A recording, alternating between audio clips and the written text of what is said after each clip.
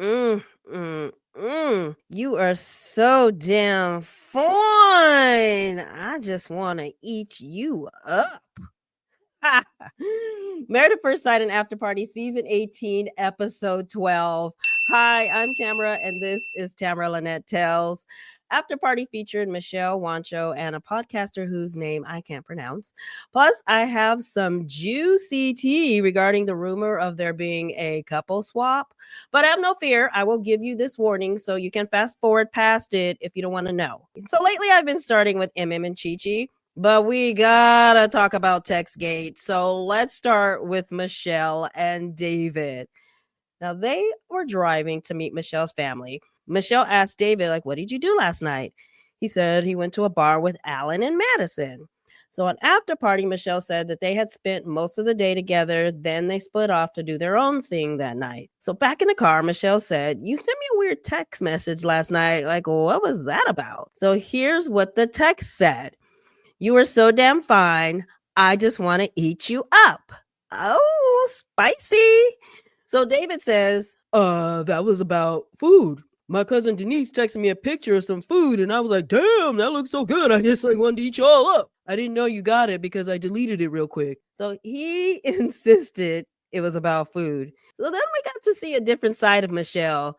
Detective Sherlock Holmes, who finally showed interest in what David had to say for the entire episode. Michelle was like, how did you get me confused with Denise? Because it was just right there. My phone is cracked, so when I hit it, it just went straight to yours. Mine was that far up on the list? You hadn't texted Madison or Allen or any of them between? The group with Allen, but then I just met up with them, so it was just right there. So you wrote a text to your cousin telling her the food was so damn fine? Yeah, well, yeah, that's how my family talks about food. I'm sorry yours does it. Usually people don't refer to food as you, though. They use a different pronoun like it. Not in my family. We say that all the time. Interesting. David, you need to write a letter to your 34 and a half year old younger self and tell him when he turns 35, don't lie when he gets busted by his TV wife for sexting. You lie like a third grader, sir. Clearly, that message was meant for a person. If you're going to lie, just say I was feeling spicy, decided to change things up a bit, so I wrote you that text. On After Party, Michelle said it did cross her mind that the text might have been a drunk text or something he wrote to her. So if he would have said he meant it for her, she probably would have believed it. But why lie anyway? Michelle has made it crystal clear she's not the least bit interested in you from literally day one. Roll them shoulders back, pop that ponytail to the side, sit up straight in them skinny jeans, and own that text like a grown-ass man. Tell her, you treat me like Shrek. I reached out to someone who doesn't think I'm a mama's boy loser who lives under the sea. But that text, I sent it to you by mistake. My bad, but now you know. Now, if this were a real marriage, I'd feel differently. But the fact is, their marriage is just a technicality that will be resolved after decision day. So when they got to Michelle's family's house, she decided to drop this topic for the time being and enjoy her peeps rather than continue arguing, which was a smart idea. So one of her friends told David he's not seeing the Michelle they all know and love. She's fiercely loyal, loving, funny, and kind. If you earn her love, you'll never lose it. Girl, none of us have seen that version of Michelle. So on After Party, Keisha asked her about what this friend said, and Michelle said, my friend worded it perfectly, and sometimes I could be the life of the party. We definitely haven't met that girl. So later, Michelle met up with her friend JJ to discuss the state of her marriage. So the conversation started off positive. Michelle was very complimentary to David. He's thoughtful, nice guy. They text each other if they're not going to make it home. And after he found out she was going to hang out with JJ, David texted her to offer to buy some food for the house. To which JJ responded, does he ever text you anything? She just said they text each other regularly and even told you a text story. Clearly, her question was a setup for Michelle to tell the sexting story. Anyway, Michelle told her the story, including the car conversation, then came to the conclusion that the text was meant for someone else. To which JJ replied, so JJ hyped Michelle up to call David out about the text, thinking David will eventually tell the truth.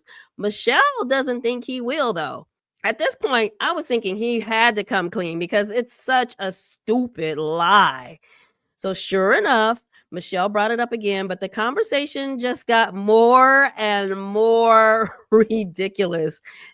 David is a horrible liar. So David said, it was supposed to say, it looks so good, I want to eat you up. Like, bleh. I have nothing to hide. You can check my. Then he cut himself off, but it sounded like he was going to say, you can check my phone. So Michelle said, let's see the photo. Let's see this so damn fine food. So he pulls out his phone and twiddles with it for like 2 seconds and then says, you know what, I'm not trying to do this with you. Michelle should have been a lawyer because she went to town with her questions. Oh, so you don't have the picture? No, I don't. Well, what was in the picture? What was the food? Was Denise in the picture? What was she wearing? What color was the plate? David just shrugged and I don't knowed his way through her entire line of questioning, looking more and more guilty. He thought he was looking calm, taking sips of his water and acting like she's the one who's crazy for not believing his ironclad story that he was sexting a food photo. But his guilty was like kid guilty, like a kid who says, I didn't eat the candy bar, but has chocolate all around his mouth and hands. So Michelle shifted gears a little bit and asked him if he's texted other women during their marriage. David said yes, then rambled off the entire roster of the women's Olympic gymnastic team. Danielle, who I got coffee for this morning, she's a girl I dated on Tinder. My good friend, Jackie O. Roxy, another girl I dated on Tinder. Michelle was like, David, this sounds so bad. This is not okay. Okay, well, this wasn't established. I would assume you would know married people don't go on dates. See, there you go with these assumptions. This was like watching a bad sitcom where the plot wasn't believable. David's lies were so dumb. But Michelle's frustration was complicated because she doesn't respect David, has never treated David like a husband. I mean, it took her this long to treat him like a guy she ghosted in middle school, but she was upset like a wife. I don't know, maybe she was more embarrassed that this was going to be televised more than anything else. As for David, honey, the show is only 8 weeks. You couldn't at least put sexting on pause until decision day? And if you don't want to wait and you're going to be a player, learn how to play the game. Okay, so this feels like a good time to share some juicy tea with you. If you don't want to hear the spoiler, fast forward to the siren that looks like this that says end of spoiler. If you do want to hear it, well, let's get into it. So there's this YouTuber called Little Black Book 91, and he was having a panel discussion about Married at First Sight. And one of his regular panel members lives in Chicago, right? So she had an interesting story to share. Take a listen. And I added this graphic since this was only audio. It's not alleged. I was out and about in Target. And I saw somebody who looked very, very familiar. And I stared at him and stared at him and stared at him. And then it finally hit me, because when you see the reality TV people out, it takes you a minute to for your brain to compute who the crap you're looking at. And it was David. So I'm like, what you doing? Insert the town, because we outside the city. So I'm like, what are you doing over here? And he's like, I live over here. I was like, oh, I got to get a picture. And then the woman he was with was like, I'll take it. And I turned around and I said, girl, because it was Madison. I said, I know you effing lying. Then she took off running, with the giggling running, like how black people take off running, not like she was running from me. She took off running. I said, I know you effing lying. I said, so I'm not going to take no pictures so nobody can confirm or deny anything I'm saying. Yeah, they're very much so together. They seemed very comfortable. They seemed very happy, and they seemed like a perfect fit. I mean, they look like a couple that had been together for 20 years. That was the vibe. Okay. I told you David and Madison were going to hook up in the previous spoiler video about this topic. I completely believe this story. I don't know this lady personally. However, I've heard her on that channel multiple times. It's not her MO to make up stories. She's usually sharing her opinion of the show. Now, mind you, this season was taped over a year ago in 2023, which means David and Madison have been together for a decent amount of time by now. How much do you want to bet that David was sexting Madison in this episode? If you recall, Michelle asked David what he did that night, and he said he hung out with Allen and Madison. Now, getting Michelle's name mixed up with his cousin Denise doesn't make sense, but mixing it up with Madison does. I'll bet you a half-chewed pack of gum that I'm right. So if you watch my previous video where I gave the spoiler of there being a couple swap, David with Madison and Allen with Michelle, there's not this same level of evidence of Michelle and Allen being together. From what I can see, Allen is pretty open about flirting with Michelle on her IG post in the comments section. So on this post, he wrote, "In the most respectful way, damn girl." And this one he wrote, "Damn," with the fire emoji. These photos were shared by MassFan, by the way, so shout out to MassFan. I don't feel this is evidence that they're fooling around, but Allen appears to be very comfortable flirting with Michelle more than he did his wife, Madison, for sure. In any case, please don't mention specific spoiler details in the comments so we don't spoil the season for those who don't want to know this information until after Decision Day. So that's it for this tea drop. Now back to your normal programming.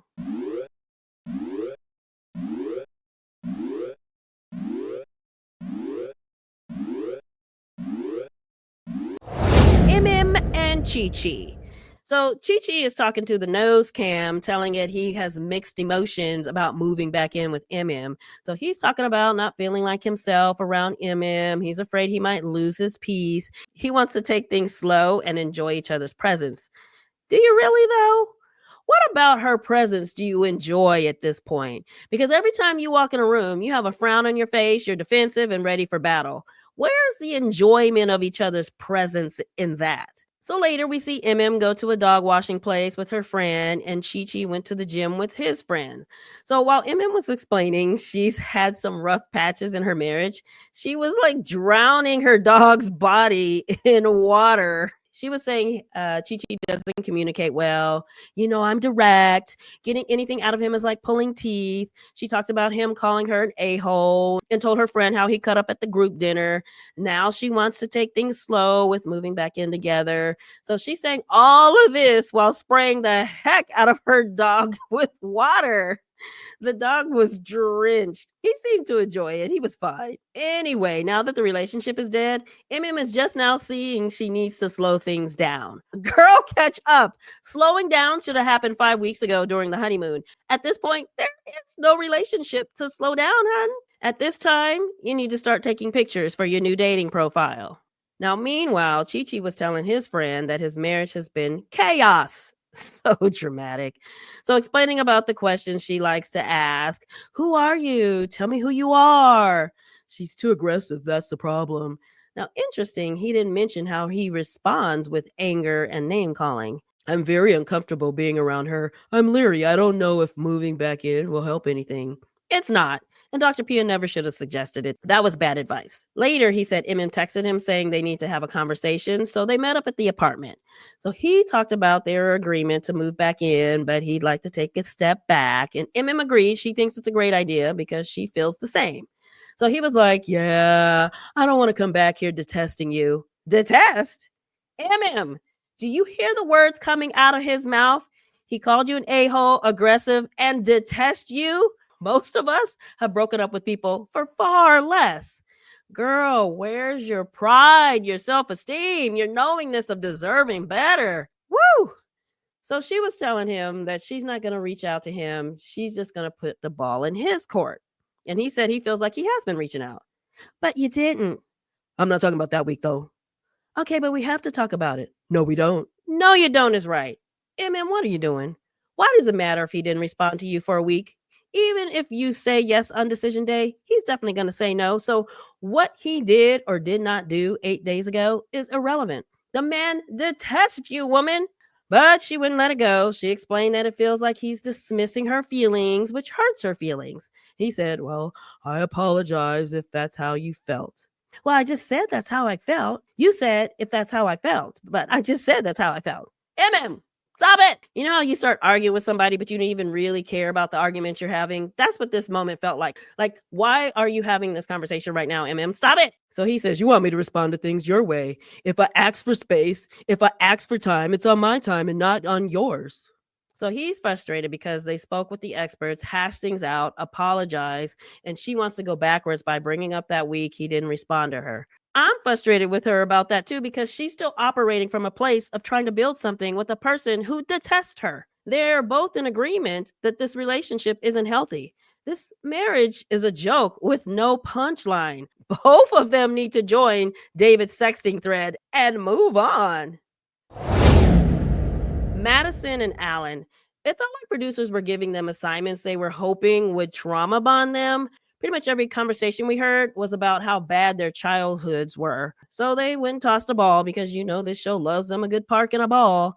Anyway, Madison talked about how she got bullied at school and how they struggled financially. They had food stamps and stuff. So when she was a teenager, she had a birthday party and her mom showed up and totally made a fool out of herself. It was so embarrassing for Madison. Now, we still haven't heard her disclose what was going on with her mom back then.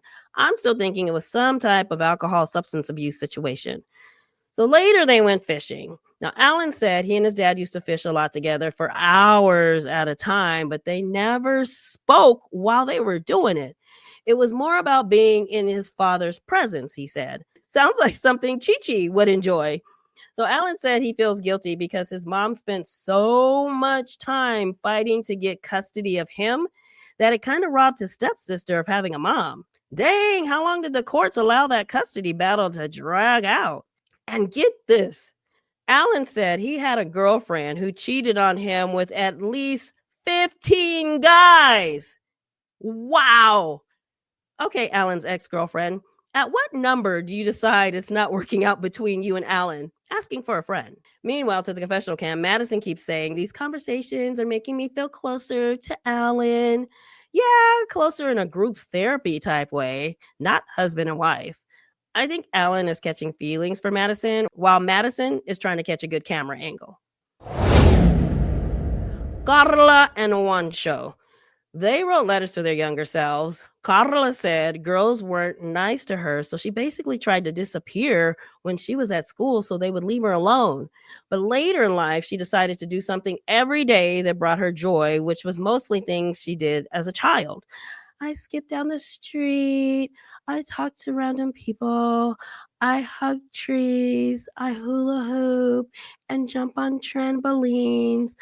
I find as an adult, it helps me connect to my inner child. So when it was Wancho's turn to read his story, he was struggling. He got choked up talking about how his parents had to send him away to his aunt's when he was only 6 months old because a housemate tried to kidnap him. Wow, that's deep. So when he started talking to his 6-year-old self, he got choked up again, so much so he needed to stand up and take a minute to compose himself. So Karla just sat there and watched him, which initially felt weird to me, that she didn't give him any words of affirmation like, take your time, you got this, you're doing great, or rub his eyebrow or something. But Wancho isn't about the touchy-feely life with Karla, so I think her instinct to be quiet and allow him to work through it was a good choice. So he eventually sat back down and talked about when he was 6 years old, his parents left him again. This time they went to America. So the cartels were getting so bad, they were seeking a better life in the United States. So months later, they brought him to the US where they struggled and lost their house during a housing crisis. So at the age of 16, his dad was diagnosed with prostate cancer, and he's still alive. On Afterparty, Wancho said he hopes his story helps other immigrants to connect, and he wants people to see that being an immigrant is hard. He feels guilty for having the life he has now, that he has some success when he sees others working the same type of lower wage positions he used to work growing up. Karla thinks this exercise was good for them and brought them closer. I think we needed to hear what Wancho thought instead because he's the one not feeling a connection with Karla. Like, did this help them as a couple in his opinion? I doubt it. So later, Karla told him she's ready to introduce him to her family. Now, remember, she didn't want to bring them into this marriage because this was her weird thing, not theirs. So Wancho had a great time, got to meet her sisters, and said her mom cooked a bunch of food. They didn't show it on camera because, as Karla put it, I signed up to do this show. They didn't, and I respect that. Later, they met up with Karla's friends, and Juancho and Karla talked about how well they communicate. However, Karla's not getting affection. Now, after party, Juancho said they sleep in the same bed, and normally he doesn't usually take this long to be physical. He said he's not doing a great job of being affectionate with Karla because there's a spark missing.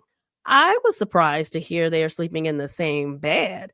I just assumed they were like everybody else except for Camille and Thomas and slept in separate rooms. I think this episode helped Karla and Juancho respect each other a little bit more. Not that they didn't already, but there wasn't enough here to improve where they're at in their relationship, which appears to be in the friend zone. Camille and Thomas. They went to see Camille's family. Check her out standing there looking like her daddy. I see where she gets that smile from. So Thomas was sitting on the couch all awkward, like yesterday was butt day at the gym or something. Anyway, they talked about Camille being a good basketball player, but she wasn't very competitive, blah, blah, blah. Later, they went to Thomas's bio mom's house. Her name is Feeney. He said he's known her for 7 years and has built a good relationship with her. He wants Feeney to tell Camille her perspective of his adoption. So Feeney said she was young and already had a daughter. She was 16 when she had her, but she didn't say how old she was when she got pregnant with Thomas and his twin, though. Whatever age it was, she was too young and 3 kids was too many for her to take care of. So she met this lady at her job who worked for an adoption place, she said. So she figured adoption would be the best thing. But when it was time to let them go, it was the worst thing. She said, I made a mistake. I made a mistake. Thomas said, you made the best decision at the time. I can imagine being in your shoes, and I ended up in a good home, so I hold no resentment towards you. Oh, Thomas is such a sweet guy and appears to have such a gentle soul. I really like him, and he was a good pick for this show, and I rarely say that. To the confessional cam, Camille said it was important to hear Feeney's part of the story. This has been her favorite thing so far, like best part of being on the show after the wedding, I guess. Thomas and Camille seem to be past all the superficial things Camille brought up in the beginning, and it looks like they were actually building a relationship now, which is what this show is supposed to be about.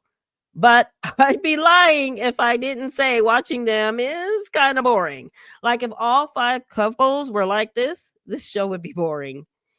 So I'm interested to see if the experts will step in where Michelle and David are concerned. Are they going to continue to encourage Michelle to give David a chance? She was barely getting to the point of being able to have a conversation with him that didn't involve him being a basement dweller. Now with this stupid lie, what do the experts expect them to do? Hopefully we'll find out next week. In the meantime, that's all I have for now. Thanks for hanging out with me, and I'll see you in my next video.